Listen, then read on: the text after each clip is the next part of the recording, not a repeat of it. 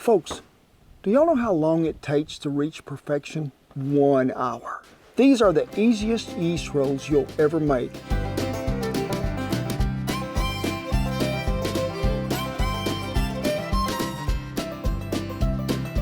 Hey, I got the biggest tip for y'all. It's a secret, really it is, but I'm gonna share it with you. The thing that's gonna make the best bread you ever cooked in your life in 1 hour. What is it? It's not what you're thinking. No, it's not. What is it? It is a Chef's Temp thermometer.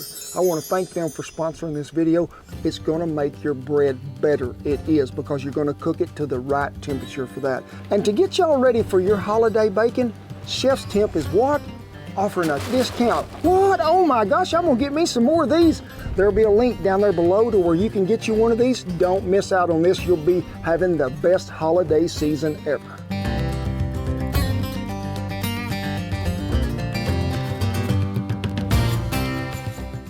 You know, you don't want to stress yourself out in the kitchen during the holidays. It gets really hectic and you're thinking to yourself, I don't have a lot of time to be doing this. But folks, this is really easy. Get you a sauce pot right over there. Bring it over here to the wagon. If you ain't got a wagon, set it on the counter. 1 cup of water. 2 tablespoons of melted butter. And I'm using Kerrygold because we want it to be the best. And 1/2 cup of milk or cow juice. And 2 tablespoons of sugar. 1, 2. Give that a good stir and I'll meet y'all over there at Bertha. Now, when you get this over to your stove, put it on medium-low heat because we want to gradually warm this up, we do. And this is tip number 1, it is. Remember, that's Chef's Temp. We got to bring this temperature up to 110 and then we'll proof that yeast in there. I used to just say, oh, that's warm enough, I'll just put the yeast in there. But folks, I was letting some bread rise 1.5 hours, something like that, to get it where I wanted it. To make this work best, make sure that you use this, you get that to 110 degrees, you're gonna get the rise that you need, and we'll get ready to make us some bread.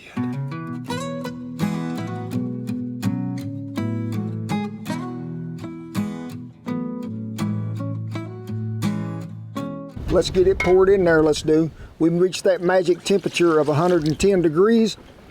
1 tablespoon of dried yeast, which is nearly 2 of them packets, it is. Get that in there. We're gonna whisk this up just a tad.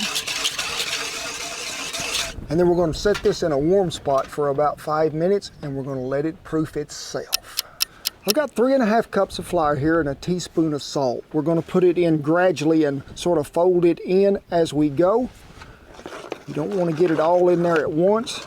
Just make sure you keep stirring every time you add some.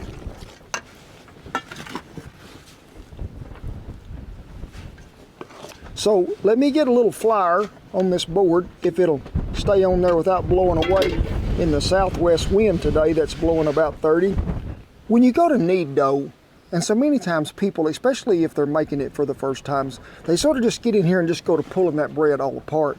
No, you just want to fold this over and knead this. Just keep going back and forth, because you don't want to get this dried out, but you do want it to be to where it's very pliable. Always tell people, I know how bread's going to taste by the way it feels. And this feels really good. It's sort of got that spongy effect when you touched it, but you can see it's not sticking to my hands. So I think we're in pretty good shape. Just keep kneading it around here. We're gonna knead it for about 5 minutes. Or if you've got one of them stand mixers that's got a dough hook on there, you're gonna save yourself some arthritis and some time. But knead it about 5 minutes, we'll be in good shape.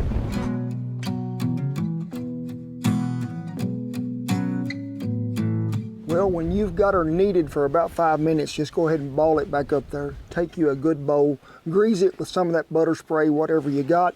Just place this in there. Get you a warm, wet dishcloth or a paper towel. Lay right over the top. We're gonna let this rise for 15 minutes. It is 51 degrees out here. We ended up putting the bread over there sort of in one end of Bertha, trying to get it to rise till it was doubled in size, but it didn't quite get there. It got close, it did. I just want you to put that out here and let's just punch it down. And then let's cut it right here down the middle. And then we're gonna cut it again, because this is gonna make about a dozen biscuits. Isn't that right, Shan? Rolls. Rolls, I'm sorry. 12 rolls. Do y'all know the difference between a roll and a biscuit? Both of them you can put gravy on. I need you to divide them into 12 equal pieces and roll them up to where they're all the same.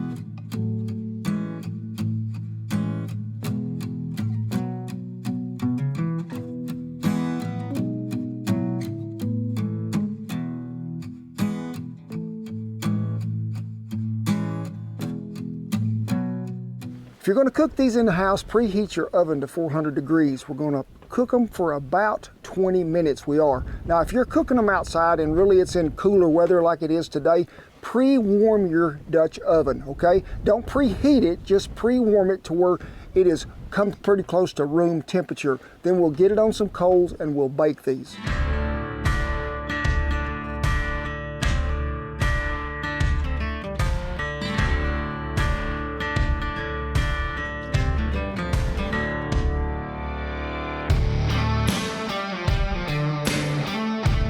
Now we got these on a tall trivet today, and if y'all are wondering what a trivet is, we got them on the website. It'll really help your bread cooking or baking in a Dutch oven because it gets you up off the ground. Coals on top, coals underneath. Wind is blowing today, y'all have seen that. So we're gonna rotate probably more often than we would if it wasn't blowing.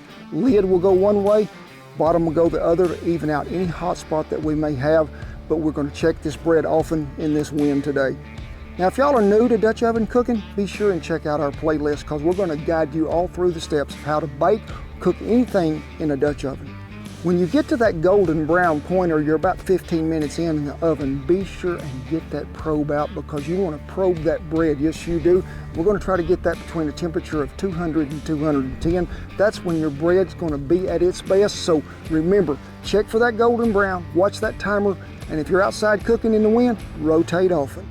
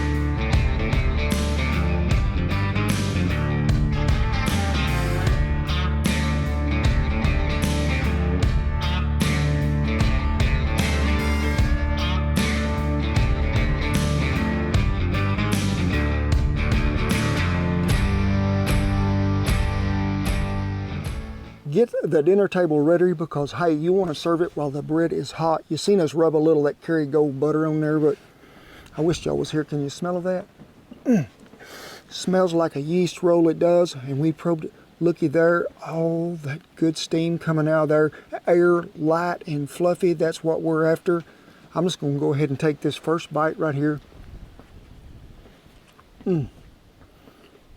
Oh my gosh, Shannon, I love you so much. That's the best bread I ever eaten in my life. Make me want to do the holiday dance. Chop that turkey, chop him, take him over here and throw him in the fire. Whoop, whoop. That is some good bread, folks. Pardon me while I eat the rest of this. Oh my God, it's good. Oh, gotta get a pump out here.